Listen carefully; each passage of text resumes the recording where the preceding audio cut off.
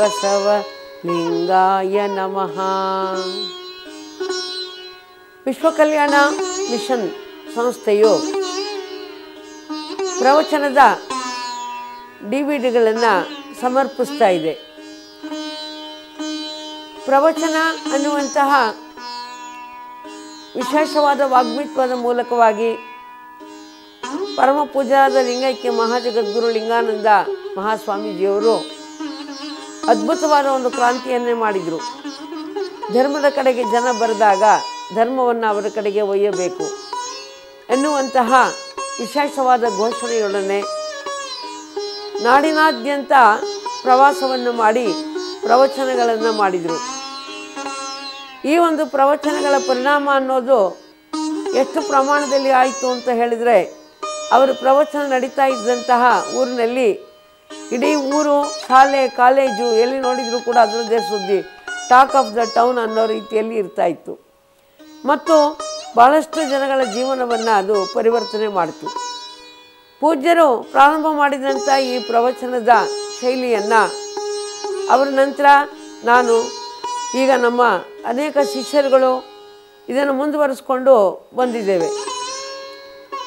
ಪ್ರವಚನ ಅಂದರೆ ಒಂದು ರೀತಿಯಲ್ಲಿ ಇದು ಪ್ರಸಾದವಿದ್ದ ಹಾಗೆ, ಜ್ಞಾನದ ಪ್ರಸಾದ, ನೆತ್ತಿಯ ಪ್ರಸಾದ. ಶರೀರದ ಅನ್ನವನ್ನು ಉಣ್ಣುವುದರಿಂದ ಭೌತಿಕ ಶರೀರಕ್ಕೆ ಶಕ್ತಿ ಬಂದರೆ, ಈ ಜ್ಞಾನ ಪ್ರಸಾದದಿಂದ ಆತ್ಮಬಲ ವೃದ್ಧಿ ಆಗ್ತಾ ಇದೆ, ಶಾಂತಿ ಸಿಗ್ತಾ ಇದೆ, ಜೀವನಕ್ಕೆ ಒಂದು ಮಾರ್ಗದರ್ಶನ ಸಿಗ್ತಾ ಇದೆ. ಹೀಗಾಗಿ ಪ್ರವಚನಗಳ ಮೂಲಕವಾಗಿ ಬಹಳ ದೊಡ್ಡ ಪರಿಣಾಮ ಸಮಾಜದ ಮೇಲೆ ಆಗುತ್ತೆ. ಇದಕ್ಕೆಲ್ಲ ಪ್ರೇರಕರು ಪೂಜ್ಯ ಲಿಂಗಾನಂದ ಸ್ವಾಮೀಜಿಯವರು ಅಂತ ತಿಳಿಸ್ತಾ, ಇಂಥ ಒಂದು ಪ್ರವಚನಗಳ ಒಂದು DVD-ಯನ್ನು, CD ತಟ್ಟೆಗಳನ್ನು ಮಾಡಬೇಕು ಅಂತ ಹೇಳಿ ಸಂಕಲ್ಪ ಮಾಡಿಕೊಂಡಾಗ, ಅದರಲ್ಲಿಯೂ ಶರಣಮೇಳ 25ನೇ ಶರಣಮೇಳಕ್ಕೆ 25 ಧ್ವನಿ ಸುರುಳಿಗಳನ್ನು ಬಿಡುಗಡೆ ಮಾಡಬೇಕು ಅಂತ ಹೇಳಿ ವಿಚಾರ ಮಾಡಿದಾಗ ನಮ್ಮ ಅನೇಕ ದಾನಿಗಳು ಮುಂದೆ ಬಂದರು. ಅವುಗಳನ್ನು ವೆಚ್ಚವನ್ನು ಭರಿಸಲಿಕ್ಕೆ ಮುಂದೆ ಬಂದು ಸಹಾಯವನ್ನು ಮಾಡಿದ್ದಾರೆ. ಹೀಗಾಗಿ ಇವತ್ತಿನ ಈ ಒಂದು 25ನೇ ಶರಣಮೇಳದಲ್ಲಿ ನಾವು 25 CD-ಗಳನ್ನು ಬಿಡುಗಡೆ ಮಾಡಲಿಕ್ಕೆ ಅವಕಾಶ ಸಿಕ್ಕಿದೆ. ಆದ್ದರಿಂದ ಇನ್ನು ಮುಂದೆ ನೀವು ಪ್ರವಚನವನ್ನು ಕೇಳಲಿದ್ದೀರಿ. ನಿಮ್ಮ ಎಲ್ಲರಿಗೂ ಕೂಡ ಆಯುಷ್ಯ, ಆರೋಗ್ಯ, ಭಾಗ್ಯ, ಸಕಲ ಸಂಪತ್ತು ಪ್ರಾಪ್ತಿಯಾಗಲಿ ಅಂತೇಳಿ ನಾನು ಹಾರೈಸಿ ಈ ಒಂದು ಧ್ವನಿ ಸುರುಳಿಗಳನ್ನು ನಿಮಗೆ ಸಮರ್ಪಿಸ್ತಾ ಇದ್ದೇವೆ. ಶರಣು ಶರಣಾರ್ಥಿ. ಓಂ ಶ್ರೀ ಗುರು ಬಸವಲಿಂಗಾಯ ನಮಃ.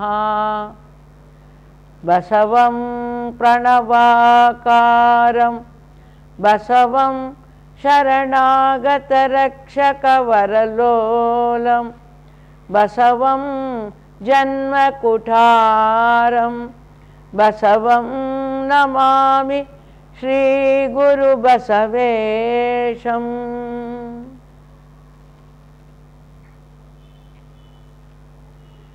ಈ ಪರಿಯ ಸೊಬಗ ಇನ್ನಾವ ದೇವತೆಯೋಳು ಕಾಣೆ, ಶರಣ ಜನ ಪೂಜಿತ ಲಿಂಗದೇವನಲಿ ಅಲ್ಲದೆ. ಈ ಪರಿಯ ಸೊಬಗ ಇನ್ನಾವ ದೇವತೆಯೋಳು ಕಾಣೆ, ಹುಟ್ಟು ಸಾವುಗಳಿಲ್ಲ ಮುಟ್ಟು ಮೈಲಿಗೆ ಇಲ್ಲ ಕಳ್ಳತನ ಜಾರತನ ಬಳಲಿಕೆಯೂ ಇಲ್ಲ ಕಾಮಕ್ರೋಧಗಳಿಲ್ಲ ಮೋಹ ವಿರಹಗಳಿಲ್ಲ ಸಚ್ಚಿದಾನಂದ ಪ್ರಭು ಲಿಂಗದೇವಾ ಈ ಪರಿಯ ಸೊಬಗ ಇನ್ನಾವ ದೇವತೆಯೋಳು ಕಾಣೆ ಸರ್ವಕರ್ತೃವು ತಾನು ಸರ್ವಶಕ್ತನು ತಾನು ಸರ್ವವ್ಯಾಪಕನಾದ ಪರಮ ಪ್ರಭುವು ನಿತ್ಯ ನಿರ್ಮಲ ತಾನು ಸತ್ಯ ಶಾಶ್ವತ ತಾನು ಸಚ್ಚಿದಾನಂದ ಪ್ರಭು ಲಿಂಗದೇವಾ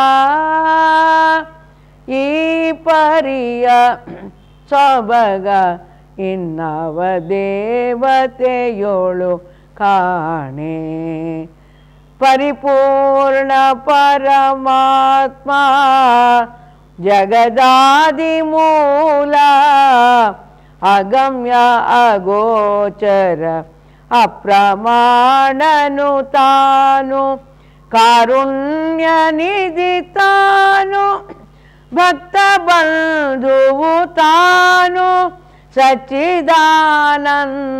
ಪ್ರಭು ಲಿಂಗದೇವಾ ಈ ಪರಿಯ ಸೊಬಗ ಇನ್ನಾವ ದೇವತೆಯೋಳು ಕಾಣೆ ಜಗದಗಲ ಮುಗಿಲಗಲ ಮಿಗೆಯಗಲನಾದ ಘನಲಿಂಗ ದೇವತಾ ಚುಳುಕಾಗಿ ಬಂದ ಬಸವ ಗುರು ಕೃಪೆಯಿಂದ ಇಷ್ಟಲಿಂಗವೇ ಆದ ಸಚ್ಚಿದಾನಂದ ಪ್ರಭು ಲಿಂಗದೇವಾ ಈ ಪರಿಯ ಸೊಬಗ ಇನ್ನವ ದೇವತೆಯೋಳು ಕಾಣೆ ಆಕಾರದಲ್ಲಿ ನೋಡೆ ವಿಶ್ವರೂಪನು ತಾನು ತೇಜಸ್ಸಿನಲ್ಲಿ ನೋಡೆ ಕಾಂತಿ ಸ್ವರೂಪ ದೃಷ್ಟಿಯೋಗಕ್ಕೆ ತಾನು ಪರಮ ಸಾಧನವಾದ ಸಚ್ಚಿದಾನಂದ ಪ್ರಭು ಲಿಂಗದೇವಾ ಈ ಪರಿಯ ಸೊಬಗ ಇನ್ನವ ದೇವತೆಯೋಳು ಕಾಣೆ ಶರಣ ಜನ ಪೂಜಿತ ಲಿಂಗದೇವನಲಿ ಅಲ್ಲದೆ ಈ ಪರಿಯ ಸೊಬಗ ಇನ್ನವ ದೇವತೆಯೋಳು ಕಾಣೆ. ಎಲ್ಲರಿಗೂ ಶರಣು ಶರಣಾರ್ಥಿ. ಗುರು ಬಸವಣ್ಣನವರು 9ನೇ ವರ್ಷದ ಬಾಲಕನಾಗಿದ್ದಾಗ ಕೂಡಲ ಸಂಗಮಕ್ಕೆ ಆಗಮಿಸಿದ್ದಾರೆ. 12 ವರ್ಷಗಳ ಕಾಲ ಅಧ್ಯಯನವನ್ನು ಮಾಡಿದ್ದಾರೆ. ಜೊತೆಗೆ ಅಖಂಡವಾದ ತಪಸ್ಸನ್ನು ಮಾಡಿದ್ದಾರೆ. ಪುರಾತನ ಲಿಪಿ, ಗಣಿತಶಾಸ್ತ್ರ ಎಲ್ಲ ಶಾಸ್ತ್ರಗಳಲ್ಲಿ ಬಲ್ಲಿದರಾಗ್ತಾ ಇದ್ದಾರೆ. ಈ ರೀತಿ ಪರಿಪಕ್ವವಾದಂಥ ಒಂದು ವ್ಯಕ್ತಿತ್ವವನ್ನು ಹೊಂದಿ ಧರ್ಮದ ಸಮಗ್ರ ಕಲ್ಪನೆಯನ್ನು ತಾಳಿ ಮುಂದೆ ಬರಿಬೇಕಾದ್ರೆ ಅವರಿಗೆ ಒಂದು ಪ್ರಚಲಿತವಿದ್ದಂಥ ಯಾವ ಧರ್ಮ ಮತ ಪಂಥವೂ ಕೂಡ ಸಮಾಧಾನವನ್ನು ಕೊಡ್ತಾ ಇಲ್ಲ. ಇಂಥ ಪ್ರಸಂಗದಲ್ಲಿ ಅವರು ಚಿಂತಿತರಾಗಿ ಕಾಲವನ್ನು ಕಳೀತಾ ಅಂದು ಸಂಕ್ರಮಣ ವಿಶೇಷವಾದಂಥ ದಿನ ಹೋಗಿ ನದಿಯ ದಂಡೆಯಲ್ಲಿ ಧ್ಯಾನಾಸಕ್ತರಾಗಿ ಕುಳಿತುಕೊಂಡಿದ್ದಾರೆ. ಧ್ಯಾನಾಸಕ್ತರಾಗಿ ಕುಳಿತುಕೊಂಡಿದ್ದಾಗ ಕೆಲವು ಮುಗ್ಧ ಭಕ್ತರು ಬರ್ತಾ ಇದ್ದಾರೆ. ಅವರು ಕೂತ್ಕೊಂಡು ತಮ್ಮಲ್ಲೇ ಮಾತಾಡ್ತಾ ಇದ್ದಾರೆ. ಬಡವರಾಗಿ ಹುಟ್ಟಬಾರ್ದು, ಬಡವರಿಗೆ ದೇವರ ದರ್ಶನವೂ ಕೂಡ ಲಭ್ಯ ಇರೋಲ್ಲ, ಇದು ಉತ್ತಮವಾದ ಸಮಯ ದೇವರ ದರ್ಶನಕ್ಕೆ ಅಂತ ಹೇಳ್ತಾರೆ. ಆದರೆ ಅಲ್ಲಿ ದೇವಸ್ಥಾನದಲ್ಲಿ ಗೋಕಲ್ಪೋಕ್ತ ಪೂಜೆ, 101 ವರಹಗಳ ಪೂಜೆ, ಈ ರೀತಿಯಾಗಿ ವೈಭವದ ಪೂಜೆಗಳ ಮಧ್ಯದಲ್ಲಿ ನಮ್ಮಂಥ ಬಡವರಿಗೆ ಪೂಜೆ ಮಾಡಲಿಕ್ಕೆ ಅವಕಾಶವೇ ಇಲ್ದಂಗೆ ಆಗೋಯ್ತು ಅಂತ ಹೇಳಿ ಅವರು ಪರಸ್ಪರ ಮಾತನಾಡ್ಕೋತಾ ಇರ್ತಾರೆ. ಮತ್ತೊಂದು ತಂಡ ಅಲ್ಲಿಗೆ ಬರ್ತಾ ಇದೆ. ಅವರು ಹೇಳ್ತಾರೆ, ಇವತ್ತು ದಾರಿಯಲ್ಲಿ ಬರುವಾಗ, ನಮ್ಮ ಎತ್ತಿನ ಗಾಡಿಯನ್ನು ತೆಗೆದುಕೊಂಡು ಬರುವಾಗ ಒಂದು ಬೆಕ್ಕು ಅಡ್ಡ ಬಂತು. ಈ ಚಕ್ರ, ಗಾಡಿಯ ಚಕ್ರ ಆ ಬೆಕ್ಕಿನ ಮೇಲೆ ಹರಿಯಿತು, ಅದು ಸತ್ತೋಯ್ತು. ಬಂದು ಒಬ್ಬರು ಶಾಸ್ತ್ರಗಾರನನ್ನು ಕೇಳಿದಾಗ ಅವನು ಹೇಳ್ತಾ ಇದ್ದಾನೆ, ಈ ಪಾಪವನ್ನು ಕಳೆಯಲಿಕ್ಕೆ ನೀವು ಬಂಗಾರದ ಬೆಕ್ಕನ್ನು ಮಾಡಿಸಿ ದಾನ ಕೊಡಬೇಕು ಅಂತಾನೆ. ನಾವು ಬಡವರು, ಇಲ್ಲ ಸ್ವಾಮಿ ನಮ್ಮ ಕೈಲಾಗಲ್ಲ, ಬಂಗಾರದ ಬೆಕ್ಕನ್ನು ದಾನ ಕೊಡೋಕ್ಕಾಗಲ್ಲ ಸ್ವಾಮಿ ಅಂತಂದರೆ, ಕಡೆಗೆ ಬೆಳ್ಳಿ ಬೆಕ್ಕನ್ನಾದರೂ ದಾನ ಕೊಡಬೇಕು, ಇಲ್ಲದೆ ನಿಮ್ಮ ವಂಶ ನಿರ್ವಂಶವಾಗುತ್ತೆ ಅಂತ ಹೇಳ್ತಾ ಇದ್ದಾನೆ. ನಾವು ಏನು ಮಾಡಬೇಕು ಅಂತ ಹೇಳಿ ಪಚಾಡ್ತಾ ಇದ್ದಾರೆ. ಆಗ ಬಸವಣ್ಣವ್ರಿಗೆ ಭಾಳ ದುಃಖ ಅಂತ ಅನ್ನಿಸ್ತದೆ. ಧರ್ಮ ಭಯಪಡಿಸುವಂಥ ವಸ್ತುವಾಗಬಾರದು, ಜನಗಳಲ್ಲಿ ಆತ್ಮವಿಶ್ವಾಸವನ್ನು ತುಂಬುವಂಥದ್ದಾಗಬೇಕು. ಮನುಷ್ಯ ಸ್ವಭಾವತಃ ಇನ್ಸ್ಟಿಂಕ್ಟಿವ್, ಹುಟ್ಟುಗುಣದಿಂದಲೇ ಭಯಗ್ರಸ್ತನಾದ ಮನುಷ್ಯ. ಅವನ ಹಲವಾರು ಹುಟ್ಟುಗುಣಗಳಲ್ಲಿ ಭಯವೂ ಒಂದು. ಇಂಥ ಸಂದರ್ಭದಲ್ಲಿ ಆ ಹುಟ್ಟುಗುಣಗಳನ್ನು ತೆಗೆದು, ಭಯವನ್ನು ತೆಗೆದು ಆತ್ಮವಿಶ್ವಾಸವನ್ನು ತುಂಬುವಂಥ ಕಾರ್ಯ ನಡಿಬೇಕೇ ಹೊರತು ಭಯಪಟ್ಟವರಿಗೆ ಇನ್ನಷ್ಟು ಭಯಪಡಿಸುವಂಥದ್ದು ಧರ್ಮವೇ ಅಂಥೇಳಿ ಚಿಂತೆಗೊಳಗಾಗ್ತಾರೆ. ಆ ಜನಗಳನ್ನು ಕರೆದು ಹೇಳ್ತಾರೆ, ನೀವೇನು ಭಯಪಡಬೇಡಿ, ಎಲವೋ ಬ್ರಹ್ಮಹತ್ಯವ ಮಾಡಿದವನೇ, ಎಲವೋ ಪಾಪಕರ್ಮವ ಮಾಡಿದವನೇ, ಒಮ್ಮೆ ಶರಣೆನ್ನೆಲವೋ. ಒಮ್ಮೆ ಶರಣೆಂದರೆ ಸರ್ವ ಪ್ರಾಯಶ್ಚಿತ್ತಗಳಾಗುವವು, ಇಲ್ಲವಾದರೆ ಹೊನ್ನ ಪರ್ವತಗಳಾದರೆಯೂ ಸಾಲವು. ಓರ್ವಂಗೆ ಶರಣೆನ್ನು ನಮ್ಮ ಲಿಂಗ ದೇವಂಗೆ ಹೇಳ್ತಾ ಇದ್ದಾರೆ. ನೀವೇನು ಚಿಂತೆ ಮಾಡಲಿಕ್ಕೆ ಹೋಗಬೇಡ್ರಿ ಭಕ್ತರೇ, ಮುಗ್ಧರು ನೀವು ಭಾಳ. ನೋಡಿ, ಎಂತೆಂಥ ಅಪರಾಧವನ್ನೇ ಅಕಸ್ಮಾತ್ ಗೊತ್ತಿದ್ದೋ ಗೊತ್ತಿಲ್ಲದೆಯೋ ಮಾಡಿದ್ರೂ ಕೂಡ ಜಗತ್ಕರ್ತನಾದಂಥ ಪರಮಾತ್ಮನ ಪಾದಕ್ಕೆ ಶರಣಾಗತರಾಗೋದ್ರೆ ಎಲ್ಲ ಪಾಪಗಳು ನಿರ್ಮೂಲನವಾಗ್ತಾ ಇದ್ದಾವೆ. ಅಂದಾಗ ನೀವು ಉದ್ದೇಶಪೂರ್ವಕವಾಗಿ ಬೆಕ್ಕನ್ನೇನು ಕೊಂದಿಲ್ಲ, ಆಕಸ್ಮಿಕವಾಗಿ ಅದು ಸತ್ತಿದೆ ಅಂದಾಗ ನಿಮಗೇನು ಪಾಪ ಬರೋದಿಲ್ಲ. ಬನ್ನಿ ನೀವೆಲ್ಲರೂ ಪೂಜೆ ಮಾಡಿರಿ, ಸಂಗಮನಾಥನ ಪೂಜೆಯನ್ನು ಮಾಡಿರಿ.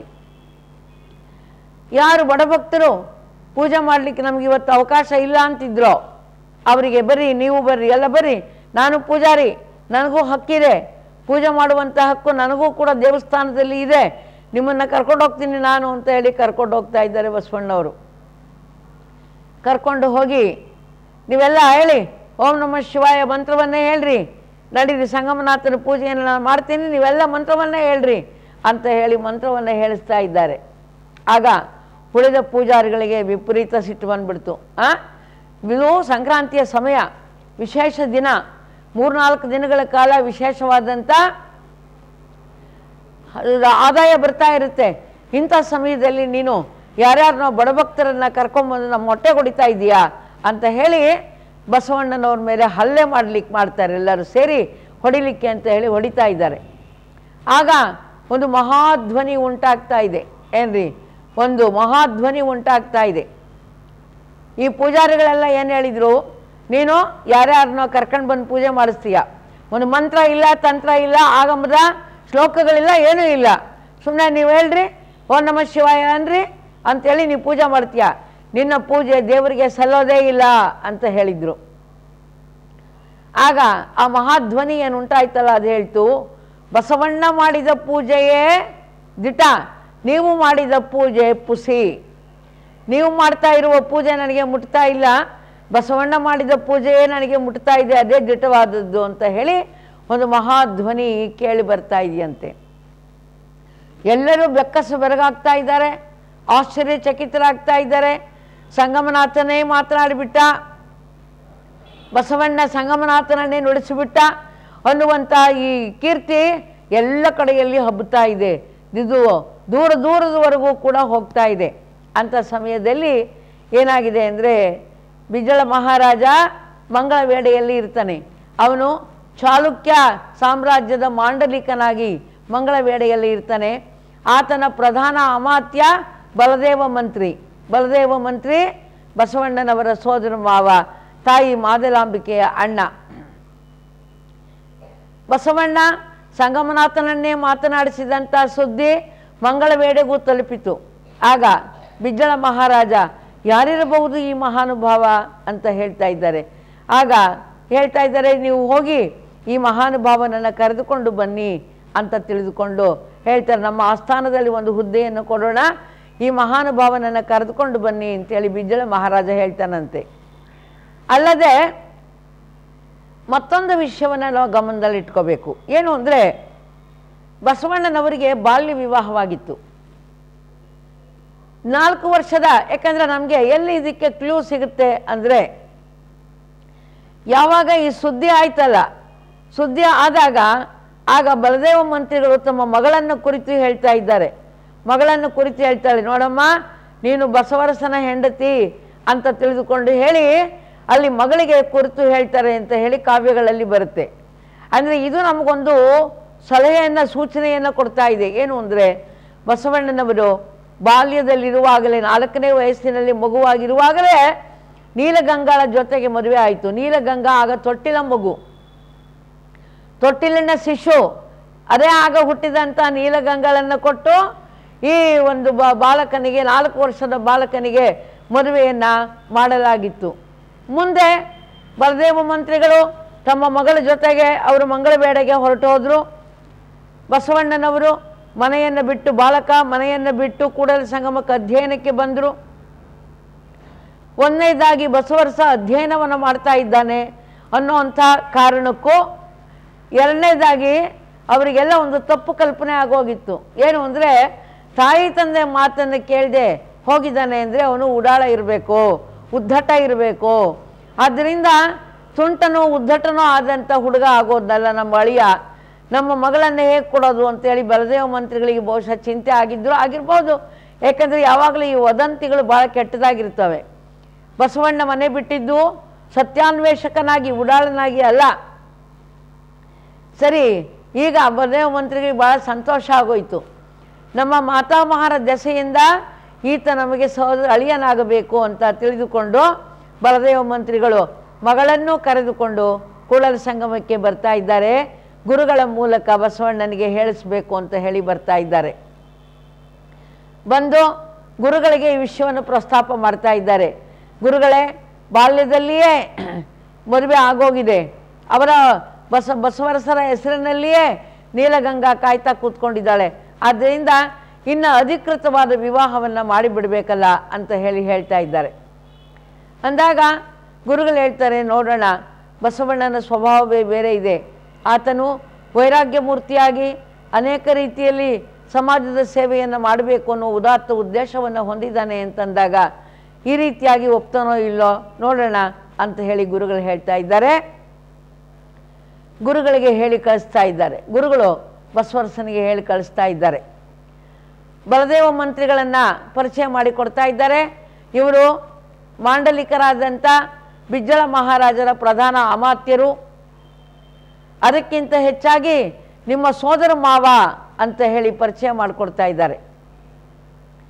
ಆಗ ಬಸವಣ್ಣವ್ರು ಹೇಳ್ತಾ ಇದ್ದಾರೆ, ಗುರುಗಳೇ, ನಾನು ಶಿವದೀಕ್ಷೆಯನ್ನು ಪಡೆದುಕೊಂಡು, ಅಂದರೆ ಗುರುಕುಲದಲ್ಲಿ ಶೈವ ದೀಕ್ಷೆಯನ್ನು ಪಡೆದುಕೊಂಡು ಶಿವಭಕ್ತನಾದ ಬಳಿಕ ಸಂಸಾರ ಬಂಧುಗಳು ಎನ್ನುವರೆಂದರೆ ನಾಯಕ ನರಕ. ನಾನಿನ್ನು ನನ್ನ ಪೂರ್ವಾಶ್ರಮದ ಬಾಂಧವ್ಯವನ್ನು ನೆನಪಿಸ್ಕೊಳ್ಳೋದಿಲ್ಲ. ಅವರಿಗೆ ನಮಸ್ಕರಿಸ್ತೇನೆ, ಆದರೆ ಅವರು ನನ್ನ ಸೋದರ ಮಾವ ಅನ್ನುವಂಥ ಸಂಬಂಧವನ್ನು ಕುರಿತು ಹೇಳ್ತಿರಲ್ಲ, ಇದು ಮಾತ್ರ ನನಗೆ ಸಖ್ಯವಾಗುವುದಿಲ್ಲ ಅಂತ ಹೇಳ್ತಾ ಇದ್ದಾರೆ. ಸರಿ, ಬಸವರಸ, ನಿನ್ನ ಪ್ರತಿಭೆ ಅನ್ನೋದು ಭಾಳ ಅಸಾಮಾನ್ಯವಾಗಿದೆ ಅಂತ ಹೇಳಿ ಒಂದು ಸಂತೋಷದಿಂದ ಬಲದೇವ ಮಂತ್ರಿಗಳು ಬಸವಣ್ಣವ್ರನ್ನ ಅಭಿನಂದಿಸ್ತಾ ಇದ್ದಾರೆ. ಆಗ ಅವರು ಹೇಳ್ತಾರೆ, ಮಾತಿನಲ್ಲಿ ಶ್ರೋತೃ ಸುಖವನ್ನು ನುಡಿಯಬಹುದಲ್ಲದೆ ಮಾಡುವ ಕ್ರಿಯೆಯಿಂದ ಭಕ್ತನೆನಿಸಲು ಬಾರದು. ಕಿವಿಗೆ ಕ್ರಾಂತಿಕಾರಕ ಮಾತುಗಳು ಬಹಳ ಇಂಪಾಗಿ ಕೇಳಿಸ್ತಾ ಇರ್ತವೆ. ಕ್ರಾಂತಿಕಾರಕ ಮಾತುಗಳು ಕಿವಿಗೆ ಬಹಳ ಇಂಪಾಗಿ ಕೇಳಿಸ್ತಾ ಇರ್ತವೆ. ಆದರೆ ಅವುಗಳನ್ನು ಅನುಷ್ಠಾನ ಮಾಡುವಾಗ ಮಾತ್ರ ಮನುಷ್ಯರು ಜನಗಳು ಇಷ್ಟಪಡೋದಿಲ್ಲ. ಆದ್ದರಿಂದ ನಾನು ಆಡುವಂಥ ಕ್ರಾಂತಿಕಾರಿ ಮಾತುಗಳೆಲ್ಲವೂ ಕೂಡ ಭಾಳ ತಮಗೆಲ್ಲರಿಗೂ ಇಷ್ಟ ಆಗಿರ್ಬೋದು. ಆದರೆ ಅವುಗಳನ್ನ ಅನುಷ್ಠಾನಕ್ಕೆ ತರೋದು ಭಾಳ ಕಷ್ಟವಾದಂಥ ಕೆಲಸವೇ ಇದು ಅಂತ ತಿಳ್ಕೊಂಡು ಹೇಳ್ತಾ ಇದ್ದಾರೆ. ಇಂಥ ಒಂದು ಸನ್ನಿವೇಶದಲ್ಲಿ ಗುರುಗಳು ಬಸವರಸನನ್ನು ಪ್ರತ್ಯೇಕವಾಗಿ ಕರೆದು, ನೋಡಪ್ಪ ಬಸವರಸ, ಬಲದೇವ ಮಂತ್ರಿಗಳು ನಿನ್ನ ಸೋದರಳಿಯ, ಅವರ ಒಬ್ಬಳೇ ಪ್ರೀತಿಯ ಪುತ್ರಿ ನೀಲಗಂಗಳನ್ನು ಕೊಟ್ಟು ನಿನಗೆ ಮದುವೆಯನ್ನು ಮಾಡಬೇಕು ಅಂತ ಹೇಳಿ ಅವರು ಆಲೋಚನೆಯನ್ನು ಮಾಡಿದ್ದಾರೆ. ಅದಕ್ಕಾಗಿ ಈಗ ನೀನು ನಿನ್ನ ವಿಚಾರವನ್ನು ಈ ದೃಷ್ಟಿಯಲ್ಲಿ ಮಾಡಬೇಕಾಗತ್ತೆ ಅಂತ ಹೇಳ್ತಾ ಇದ್ದಾರೆ. ಬಸವರಸರಿಗೆ ಆಘಾತವಾಗ್ತಾ ಇದೆ. ಗುರುಗಳೇ, ನಾನೇನು ತಪ್ಪು ಮಾಡಿದೆ ಅಂತೇಳಿ ಈ ಶಿಕ್ಷೆಯನ್ನು ಕೊಡ್ತಾ ಇದ್ದೀರಾ? ಯಾಕಪ್ಪ ಮದುವೆ ಆಗೋದು ಒಂದು ಶಿಕ್ಷೆ ಏನಪ್ಪ ಅಂತ ಕೇಳ್ತಾ ಇದ್ದಾರೆ. ಹೌದು, ಮದುವೆಯನ್ನು ಮಾಡಿ ನನ್ನನ್ನು ನಿಮ್ಮಿಂದ ದೂರ ಕಳಿಸ್ಬೇಕು ಅನ್ನುವಂಥ ವಿಚಾರವನ್ನು ಮಾಡಿದ್ದೀರಲ್ಲ, ಇದು ನನಗೆ ಶಿಕ್ಷೆ ಅಲ್ಲವೇ? ಇಲ್ಲಪ್ಪ ಮಗು, ನಿನ್ನ ಪ್ರತಿಭೆ ಭಾಳ ಅಸಾಮಾನ್ಯವಾಗಿದೆ. ಈ ನಿನ್ನ ಅಸಾಮಾನ್ಯವಾದಂಥ ಪ್ರತಿಭೆಗೆ ಸೀಮಿತವಾದಂಥ ಜಾಗ ಸಾಲದು. ಒಂದು ಸಣ್ಣ ಮೀನಿಗೆ ಒಂದು ಕೊಳವಾದರೆ ಸಾಕು, ಆದರೆ ಒಂದು ದೊಡ್ಡ ತಿಮಿಂಗಿಲಕ್ಕೆ ಒಂದು ಕೊಳ ಆದರೆ ಸಾಲದು, ಅದಕ್ಕೆ ವಿಶಾಲವಾದಂಥ ಸಮುದ್ರವೇ ಬೇಕು. ಹಾಗೆ ನಿನ್ನ ಪ್ರತಿಭೆ ಅಸಾಮಾನ್ಯವಾಗಿದೆ. ಅದು ಇಲ್ಲಿ ಸೀಮಿತವಾಗಿ ಗುರುಕುಲದಲ್ಲಿಯೇ ಅದು ವ್ಯರ್ಥವಾಗೋದು ಬೇಡ. ಅದಕ್ಕಾಗಿ ಹೊರ ಜಗತ್ತಿನಲ್ಲಿ ನಿನ್ನಿಂದ ಮಹತ್ತರವಾದ ಕಾರ್ಯ ಆಗಬೇಕಾಗಿದೆ. ಅದಕ್ಕೆ ಈ ಮದುವೆ ಒಂದು ಸಾಧನವಾಗ್ತಾ ಇದೆ ಅಂತ ಹೇಳಿ ಗುರುಗಳು ಹೇಳ್ತಾ ಇದ್ದಾರೆ. ಹೇಳಿದಾಗ ಬಸವಣ್ಣನಿಗೆ ಭಾಳ ಆಘಾತ ಆಗ್ತದೆ. ಗುರುಗಳ ಬಾಯಿಂದಲೇ ಈ ಮಾತು ಬಂತಲ್ಲ ಅಂತ ತಿಳ್ಕೊಂಡು ಚಿಂತೆ ಮಾಡ್ತಾ ಅಕ್ಕನಾಗಮ್ಮನನ್ನು ಕೇಳ್ತಾ ಇದ್ದಾರೆ. ನಾಗಮ್ಮನನ್ನು ಕೇಳಿದಾಗ ಅಕ್ಕನಾಗಮ್ಮನೂ ಕೂಡ ಅದನ್ನೇ ಪ್ರೋತ್ಸಾಹಿಸ್ತಾ ಇದ್ದಾಳೆ. ಹೌದು ಬಸವಣ್ಣ, ಸಮಾಜವನ್ನು ತಿದ್ದಬೇಕು ಅನ್ನುವಂಥ ಕನಸು ಕಟ್ಟಿರೋನು ನೀನು. ಈ ಕನಸನ್ನು ನನಸು ಮಾಡಬೇಕಾದ್ರೆ ಹೊರ ಜಗತ್ತಿನಲ್ಲಿ ಇದ್ದು ನನಸು ಮಾಡಬೇಕೇ ಹೊರತು ಗುರುಕುಲದಲ್ಲಿ ಇದ್ದು ನನಸು ಮಾಡಲಿಕ್ಕೆ ಆಗೋದಿಲ್ಲ. ಯಾಕಂದರೆ ಗುರುಕುಲದಲ್ಲಿ ಯಾವ ಜಾತಿ ಭೇದವೂ ಇಲ್ಲ, ಎಂಥದೂ ಇಲ್ಲ. ಹೊರ ಜಗತ್ತಿನಲ್ಲಿ ಜಾತಿ ಭೇದ, ವರ್ಗ ಭೇದ, ವರ್ಣ ಭೇದ ಇವೆಲ್ಲ ತುಂಬಿ ತುಳುಕ್ತಾ ಇದೆ. ಅವುಗಳನ್ನು ಬದಲಾವಣೆ ಮಾಡಬೇಕಾದ್ರೆ ನೀನು ಹೊರ ಜಗತ್ತಿಗೆ ಹೋಗಿಯೇ ಮಾಡಬೇಕಾಗ್ತದೆ ಅಂತ ಹೇಳ್ತಾ ಇದ್ದಾರೆ. ಹೀಗೆ ಗುರುಗಳ ಕಡೆಯಿಂದಲೂ ಅದೇ ಮಾತು ಬಂತು, ಅಕ್ಕನ ಕಡೆಯಿಂದಲೂ ಅದೇ ಮಾತು ಬಂತು. ಹೀಗಾಗಿ ಬಸವಣ್ಣ ಭಾಳ ಚಿಂತಾಕ್ರಾಂತರಾಗಿ ಹೋಗಿ ಸಂಗಮೇಶ್ವರ ದೇವಾಲಯದಲ್ಲಿ ರಾತ್ರಿ ಎಲ್ಲರೂ ಪೂಜಾರಿಗಳು ತಮ್ಮ ತಮ್ಮ ಪೂಜೆಯ ಕಾಯಕವನ್ನು ಮುಗಿಸ್ಕೊಂಡು ಹೋದ್ಮೇಲೆ ಅರ್ಚಕರಾದಂಥ ಬಸವರಸ ಹೋಗಿ ಆ ಒಂದು ಸಂಗಮನಾಥನ ದೇವಾಲಯದಲ್ಲಿ ಕುಳಿತುಕೊಳ್ತಾ ಇದ್ದಾರೆ. ಕುಳಿತುಕೊಂಡು, ದೇವರೇ, ಏಕೆ ನನಗೆ ಇಂಥ ಸಂದಿಗ್ಧ ಒಂದು ಸ್ಥಿತಿಯನ್ನು ಒಡ್ತಾ ಇದೆಯಾ? ಕಾಲಲ್ಲಿ ಕಟ್ಟಿದ ಗುಂಡು, ಕೊರಳಲ್ಲಿ ಕಟ್ಟಿದ ಬೆಂಡು, ತೇಲಲ್ಲಿ ಅದು ಗುಂಡು, ಮುಳುಗಲ್ಲಿ ಅದು ಬೆಂಡು, ಇಂತಪ್ಪ ಸಂಸಾರ ಶರದಿಯನ್ನು ದಾಂಟಿಸಿ ಕಾಲಾಂತಕನೇ ಕಾಲು ಕಾಯೋ ಕೂಡಲ ಸಂಗಮ ದೇವ. ಆಗ ಇವರು ಕೇಳ್ತಾ ಇದ್ದಾರೆ, ಸಂಗಮನಾಥ, ನನಗೀಗ ದಾರಿ ತೋರು. ಯಾಕೆ ಅಂದರೆ ನನ್ನ ಪರಿಸ್ಥಿತಿ ಹೇಗಾಗಿದೆ? ಕಾಲಿನಲ್ಲಿ ಒಂದು ಗುಂಡನ್ನು ಕಟ್ಟಿಕೊಂಡು, ಕೊರಳಿನಲ್ಲಿ ಒಂದು ಬೆಂಡನ್ನು ಕಟ್ಟಿಕೊಂಡು ನೀರಿಗೆ ಬಿದ್ದವನ ಪರಿಸ್ಥಿತಿ ಆಗಿದೆ. ತೇಲಲ್ಲಿ ಎದ್ದು ಗುಂಡು, ಗುಂಡು ನೋಡಿದರೆ ಕೆಳಗಡೆಗೆ ಜಗ್ತಾ ಇದೆ. ಇನ್ನು ಮುಳುಗೋಗ್ಬಿಡೋಣ ಅಂದರೆ ಮುಳುಗಲ್ಲಿ ಅದು ಬೆಂಡು, ಬೆಂಡು ನೋಡಿದರೆ ಮೇಲಕ್ಕೆ ಎತ್ತಿ ತೇಲಿಸ್ತಾ ಇದೆ. ಇಂಥ ಪರಿಸ್ಥಿತಿಯಲ್ಲಿ ನಾನು ಏನು ಮಾಡಬೇಕು? ಅದಕ್ಕಾಗಿ ಅಂದರೆ ಇಲ್ಲಿ ಏನು ಹೇಳ್ತಾ ಇದ್ದಾರೆ, ಸುಮ್ಮನೆ ಮದುವೆ ಆಗುವಂತಿದ್ರೆ ನಾನು ನಿರಾಕರಿಸ್ಬಿಡ್ಬೋದಾಗಿತ್ತು.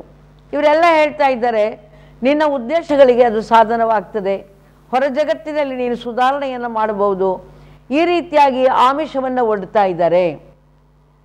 ಅಂದಾಗ ನಾನೇನು ನಿರ್ಧಾರವನ್ನು ತೆಗೆದುಕೊಳ್ಳಿ? ಇವಾಗ ವಿಷಯವೆಂಬ ಹಸುರ ತಂದು ಎನ್ನ ಮುಂದೆ ಪಸರಿಸಿದೆಯ, ಪಶುವೇನ ಬಲ್ಲದು ಹಸುರೆಂದೆಳೆಸುವುದು, ವಿಷಯರಹಿತನ ಮಾಡಿ ಭಕ್ತಿರಸವ ದಣಿಯ ಮೇಯಿಸಿ ಸುಬುದ್ಧಿ ಎಂಬ ಉದಕವನ್ನೆರೆದು ನೋಡಿ ಸಲಹಯ್ಯ ಕೂಡಲ ಸಂಗಮ ದೇವ.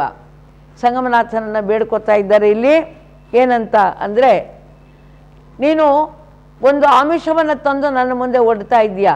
ವಿಷಯವೆಂಬ ಹಸುರ ತಂದು ಎನ್ನ ಮುಂದೆ ಪಸರಿಸಿದೆಯ್ಯ. ಹಸುರನ್ನು ನೋಡ್ತಿದ್ದಂತೆನೇ ಪಶು ಅದು ತಿನ್ನಬೇಕು ಅಂತ ಆಸೆ ಪಡುತ್ತೆ. ಅಂದಾಗ ಈಗ ನನಗೆ ಸಂದಿಗ್ಧತೆ ಒದಗಿಬಿಟ್ಟಿದೆ. ಅದಕ್ಕಾಗಿ ನನ್ನ ಬುದ್ಧಿಗೆ ಸುಬುದ್ಧಿಯನ್ನು ಕೊಡು, ಈಗ ವಿಚಾರ ಶಕ್ತಿಯನ್ನು ಕೊಡು, ಭಕ್ತಿ ಎನ್ನುವಂಥ ರಸವನ್ನು ದಣಿಯೇ ಬೇಯಿಸು, ಸುಬುದ್ಧಿ ಎಂಬ ಉದಕವನ್ನು ನೆರೆದು ಈಗ ನನ್ನನ್ನು ನೀನು ರಕ್ಷಿಸಬೇಕು ಅಂತ ತಿಳಿದುಕೊಂಡು ಬಸವಣ್ಣವರು ಪ್ರಲಾಪಿಸ್ತಾ ಕೂತ್ಕೊಂಡಿದ್ದಾರೆ. ಈ ರೀತಿ ಪ್ರಲಾಪಿಸ್ತಾ ಇರುವಾಗ ಇದ್ದಕ್ಕಿದ್ದ ಹಾಗೆ ಸಂಗಮನಾಥನ ದರ್ಶನವಾಗ್ತಾ ಇದೆ, ಸಗುಣ ಸಾಕ್ಷಾತ್ಕಾರವಾಗ್ತಾ ಇದೆ. ಸಗುಣ ಸಾಕ್ಷಾತ್ಕಾರ ಆಗಿ ಸಂಗಮೇಶ್ವರನು ಬಸವಣ್ಣವ್ರಿಗೆ ಕಾಣಿಸ್ಕೊತಾ ಇದ್ದಾನೆ. ಕಾಣಿಸ್ಕೊಂಡು ಹೇಳ್ತಾ ಇದ್ದಾನೆ, ಎಲೆ ಮಗನೇ ಬಸವ, ಬಸವಣ್ಣ, ಬಸವಿದೇವ, ನಿನ್ನ ಮಹಿ ತೊಳೆದೊಳ್ ಮೆರೆದಪೆವು, ನಿಮ್ಮ ಬಿಜ್ಜಳರಾಯನಿಪ್ಪ ಮಂಗಳವಾಡಕ್ಕೆ ಹೋಗು. ನೋಡಿ, ಹರಿಹರ ಮಹಾಕವಿ ಎಷ್ಟು ಚೆನ್ನಾಗಿ ಹೇಳ್ತಾ ಇದ್ದಾನೆ. ಆಗ ಸಂಗಮನಾಥನ ಸಗುಣ ಸಾಕ್ಷಾತ್ಕಾರವಾಗ್ತಾ ಇದೆ. ಸಂಗಮನಾಥ ಹೇಳ್ತಾ ಇದ್ದಾನೆ, ಎಲೆ ಮಗನೇ ಬಸವ, ಬಸವಣ್ಣ, ಬಸವಿದೇವ, ನಿನ್ನ ಮಹಿ ತಳದೋಳು ಮೆರೆದಪೆವು, ನಿಮ್ಮ ಬಿಜ್ಜಳರಾಯನಿಪ್ಪ ಮಂಗಳವಾಡಕ್ಕೆ ಹೋಗು. ಈ ಅವಕಾಶವನ್ನು ಉಪಯೋಗಿಸ್ಕೊಂಡು ಬಿಜ್ಜಳರಾಯನಿರುವಂಥ ಮಂಗಳವಾಡಕ್ಕೆ ಹೋಗು ಅಂತ ಹೇಳಿ ಸಂಗಮನಾಥನ ವಾಣಿ ಆಗ್ತಾ ಇದೆ. ಈ ನುಡಿ ಯಾವಾಗ ಕೇಳ್ತಾ ಇದೆಯೋ ತಕ್ಷಣ ನಿದ್ರೆ ತಿಳಿದು ಕಣ್ದೆರೆದು ಕೆಲಬಲನಂ ನೋಡಿ ಬೆಚ್ಚಿ ಬೆಗಡುಗೊಂಡು ಅನುತಾಪ ಬೇರಿ ವಿರಹಂ ಹೊಮ್ಮಿ ಕಣ್ಗೆಟ್ಟಗಲಾರದೆ ರಂಗಮಂಟಪದ ಕಂಬಮ್ಮಂ ಗಣಿಲನೆ ಹಾಯ್ದು ದೇವದೇವ ಸಂಗ ಕಂಡೈ ಕೆಟ್ಟೆಂ ಕೆಟ್ಟೆಂ ತೊಟ್ಟನ್ನಿಂತು ಕಣ್ಣೋಡದೆ ಹುಣ್ಣ ನೋಡದೆ ಹೋಗೆಂಬರೆ ಗಗನದಿಂದ ಇಳಿವಂಗೆ ಆಧಾರವಾಗುತ್ತೆ ತಪ್ಪುವರೆ ಕಾಳಿಚಿನಿಂ ಬೇವಂಗೆ ತಂಪಿನ ಮಳೆಯಾಗುತ್ತೆ ಮಾಣ್ಬರೆ ಇಂತು ನಡುಗಳಲ್ಲಿ ಆಳುವಂಗೆ ತೆಪ್ಪವಾಗುತ್ತೆ ಪಿಂಗುವರೆ ನರಕದೊಳ್ ಆಳಲೀಯದೆ ಚಂಡಿಕೆ ಬಿಡಿದು ಉದ್ಧರಿಸಲೆಂದು ಆಳುಗೊಂಡ ಗುರುವೆ ಪರಮ ಬಂಧುವೆ ಪ್ರಾಣವೇ ಬೆಳದಿಂಗಳೇಕೆ ಬಿಸುಪೇಕೆ ಅಮೃತವೇಕೆ ವಿಷವೇಕೆ ಬೆಳಗೇಕೆ ತಮವೇಕೆ ನೀವೇಕೆ ಈ ನುಡಿ ಏಕೆ ಹೊದ್ದಿದರಂ ಹೋಗೆಂಬರೆ ಸಾರ್ಧರಂ ಸೈರಿಸೆಂಬರೆ ನಂಬಿದವರ ಗೋಣಂ ಕೊಯ್ವರೆ ಶಿಶುವ ನಿರಿವರೆ ಪಶುವಂ ಕೊಲುವರೆ ಎನ್ನಂ ಬಿಡುವರೆ ಕರುಣಿ ಕರುಣಿ ಕರುಣಂ ಲೇಸಾಯಿತು ಅರ್ಚಿಸಿದ್ದಕ್ಕೆ ತಕ್ಕ ಫಲವಾಯಿತು ಇನ್ನೇನು ಇನ್ನೇನು ಅಂತ ಹೇಳಿ ಪ್ರಲಾಪಿಸ್ತಾ ಇದ್ದಾರೆ. ಇದನ್ನು ಯಾಕೆ ಓದ್ದೆ ಅಂದರೆ ಹರಿಹರ ಮಹಾಕವಿಯ ಭಾಷಾ ಸೌಂದರ್ಯ ಏನಿದೆ ಅನ್ನೋದನ್ನು ತಿಳ್ಕೊಳ್ಳಿ, ಹೇಗೆ ನಿರರ್ಗಳವಾಗಿ ಕನ್ನಡ ಹರಿಹರನ ಲೆಕ್ಕಣಿಕೆಯ ಮೂಲಕ ಹರಿತಾ ಇದೆ ಅಂತ ಹೇಳಿ. ಇಲ್ಲಿ ಬಸವಣ್ಣವರು ಅಂತಾರೆ, ಏನಪ್ಪ ದೇವರೇ, ಅಟ್ಟದಿಂದ ಇಳಿತಾ ಇರುವವನು ಅರ್ಧ ಇಳಿದಿದ್ದಾಗ ಯಾರಾದರೂ ನಿಚ್ಚಣಿಕೆಯನ್ನು ಏಣಿಯನ್ನು ಕಿತ್ಕೊಂಡ್ಬಿಡ್ತಾರ? ತೆಪ್ಪದಲ್ಲಿ ಹೋಗ್ತಾ ಇರುವಾಗ ಅರ್ಧ ನದಿಯಲ್ಲಿ ಇರುವಾಗ ತೆಪ್ಪವನ್ನು ತೆಕ್ಕೊಂಡ್ಬಿಡ್ತಾರ? ಈಗ ಯಾಕೆ ಮಾಡಿದೆ ನೀನು? ಇಂಥ ಉದ್ದೇಶ ನನ್ನನ್ನು ಈ ಗುರುಕುಲದಿಂದ ದೂರ ಕಳಿಸುವಂಥ ಹುನ್ನಾರವನ್ನು ನೀನು ಏಕೆ ಮಾಡ್ತಾ ಇದ್ದೀಯಾ? ನಾನು ಎಷ್ಟು ನಂಬಿದ್ನಲ್ಲ ನಿನ್ನ, ನೀನು ಖಂಡಿತ ನನ್ನ ರಕ್ಷಕ ಅಂತ ತಿಳ್ಕೊಂಡಿದ್ನಲ್ಲ, ಇಷ್ಟು ದಿನ ಪೂಜೆ ಮಾಡಿದ್ದಕ್ಕೆ ತಕ್ಕ ಫಲ ಸಿಕ್ತು ಬಿಡು. ನಿನ್ನ ಕರುಣಿ ಅಂತಾರೆ, ಯಾರು ಅನ್ಬೇಕು ನಿನ್ನ ಕರುಣಿ ಅಂತ? ಇವತ್ತು ನಾನು ಇಷ್ಟು ವರ್ಷಗಳ ಕಾಲ ನಿನ್ನ ಪೂಜೆ ಮಾಡಿದ್ದಕ್ಕೆ ಇದೀಗ ನನಗೆ ತಕ್ಕ ಫಲವನ್ನೇ ನೀನು ಕೊಟ್ಟುಬಿಟ್ಟೆ ಅಂತ ಹೇಳಿ ಹುಸಿ ಮುನಸ್ಸಿನಿಂದ ಪ್ರಲಾಪಿಸ್ತಾ ಬಸವಣ್ಣನವರು ಇಲ್ಲಿ ದೇವರ ಜೊತೆಗೆ ಜಗಳವಾಡ್ತಾ ಇದ್ದಾರೆ, ಸಂಗಮನಾಥನ ಜೊತೆಗೆ ಜಗಳವಾಡ್ತಾ ಇದ್ದಾರೆ. ಆ ರೀತಿ ಹುಸಿ ಮುನಿಸು ಪ್ರಣಯ ಕಲಾದಿಂದ ಒಂದು ಅವರು ಮಾತನಾಡ್ತಾ ಇರುವಾಗ ಪುನಃ ಸಂಗಮನಾಥನ ವಾಣಿ ಕೇಳಿಸ್ತಾ ಇದೆ. ಏನಂತ? ಎಲೆ ಮಗನೇ, ಎಲೆ ಕಂದ, ಎಲೆ ಬಸವ, ನಿನ್ನ ನಗಲಿ ನಾನಿರಲಾರೆ, ನಿನಗಿನಿತು ನಿರೋಧವೇಕೆ? ಬೇಡಯ್ಯ ಬೇಡ ನರಸ